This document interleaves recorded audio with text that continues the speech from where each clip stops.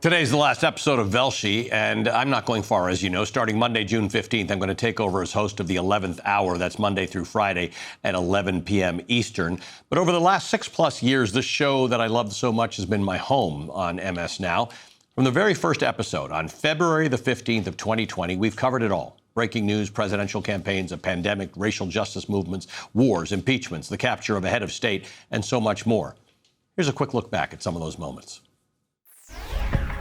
Good morning, I'm Velshi from MSNBC World Headquarters here in New York. We begin this morning and this brand new show with the 2020 Democratic candidates crisscrossing the country. An impressive victory overnight in South Carolina for Joe Biden. He pulled in nearly half of the vote. Thanks to all of you. We just won, and we've won big because of you.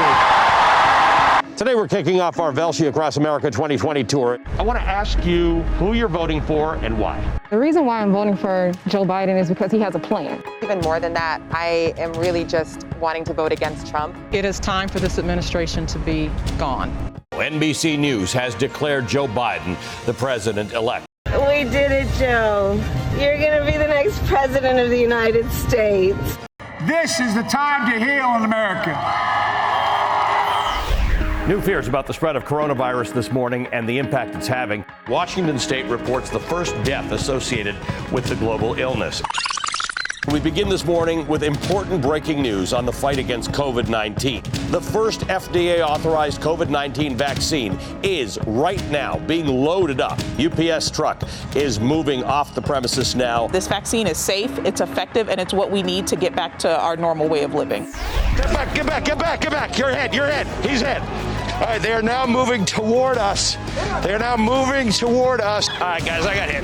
Yeah, I got hit. Hold on. Those protests honoring the memory of George Floyd continue across our country. Floyd was not the first one, but he should be the last. The former Minneapolis officer who kneeled on George Floyd's neck for nearly 9 minutes will make his first court appearance. Guilty. Derek Chauvin convicted on all 3 counts in the murder of George Floyd. Do you think the conviction of Derek Chauvin was justice? I think justice would have been not seeing George Floyd murdered. I'm Velshi, live outside the heavily fortified Capitol. This week, it came under siege by a deluded insurrectionist group of thugs and domestic terrorists.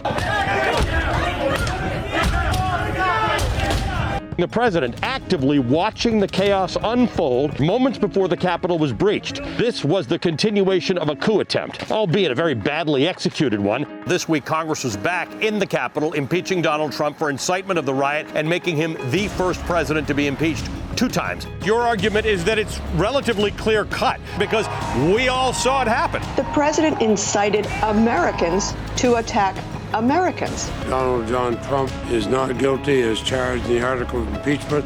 Clearly, I was disappointed that he was not convicted. He should have been convicted. Oh, these cowardly senators who couldn't face up to what the president did.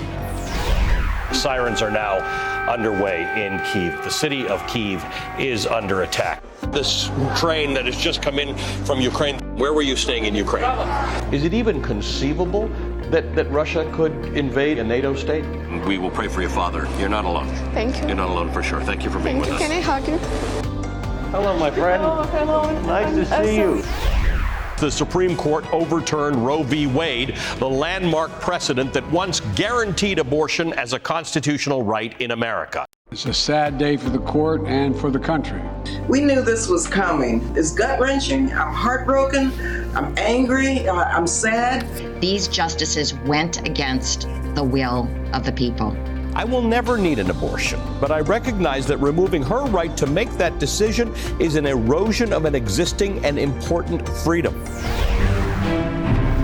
It is Saturday, October the 7th. Prime Minister Benjamin Netanyahu has declared that Israel is in a state of war. Overnight, the Palestinian group Hamas launched an all-out assault by land, air, and sea. We are 2.5 miles from Gaza, and in fact, we just saw an interception. You can tell from the shape of this crater that came in over here. This is the point of impact. What is the thing that you would want her captors to know? We're waiting for him. A monumental change at the top of the Democratic ticket has shifted the dynamics of this year's presidential race. Kamala Harris has reinvigorated Democrats, raised tens of millions of dollars. This was an excellent move. Joe Biden did the right thing. She has the receipts. She's ready to run as a candidate. She's ready to govern. What kind of country do we want to live in? We do have some breaking news from the decision desk. Donald Trump, he is the winner of this race and will return to the White House. Tuesday was different from November 8th, 2016. That felt like an accident. This didn't. I, Donald John Trump, do solemnly swear and will, to the best of my ability, preserve, protect, and defend the Constitution of the United States. Overnight, the United States has carried out a large-scale strike against Venezuela and its leader, President Nicolas Maduro. They executed strikes across the Venezuelan capital of Caracas. A White House social media account posted this video of Maduro in New York yesterday. I think there are very few Americans right now who have any idea why the United States did this. We're going to be running it with a group, and we're going to make sure it's run properly. The president was much more focused on Venezuela's hefty oil supply. He referred to it 25 times during the press conference. 72 hours ago, America arrived at a turning point. Renee Good should not be dead today. The American people need to ask themselves, do we want an armed secret police On the streets of America. There has been another shooting that has resulted in a death. 37-year-old Alex Pretty, who was recording activity by federal immigration agents before he was killed. Stop! Look out! I'm just angry. How many more Americans need to die or get badly hurt for this operation to end? Our breaking news continues on MS Now. Early this morning, the United States and Israel launched a major military attack on Iran. This is illegal, it's unauthorized, it's unconstitutional. We don't know what the plan is.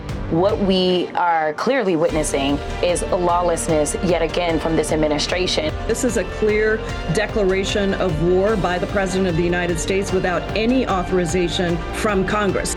Meanwhile, Iran is still reeling from the killing of its longtime supreme leader and launching retaliatory attacks across the region. Ayatollah Ali Khamenei was killed during the attack. Dr. Ismail Baghai is the spokesperson for the Iranian Ministry of Foreign Affairs. Who is calling the shots in Iran? Who's governing Iran right now? Today's meeting of the Velshi Band Book Club is underway. Joining me now is the hugely celebrated author Margaret Atwood, the incomparable George Takei, the prolific Jodi Picoult, the award-winning, best-selling, and prolific Stephen King. Thank you so much for starting this band book club. You are an OG in this fight. Ally, or should I say ally, which is what I like to call you. Can I just say that was a mic drop? You put it all together.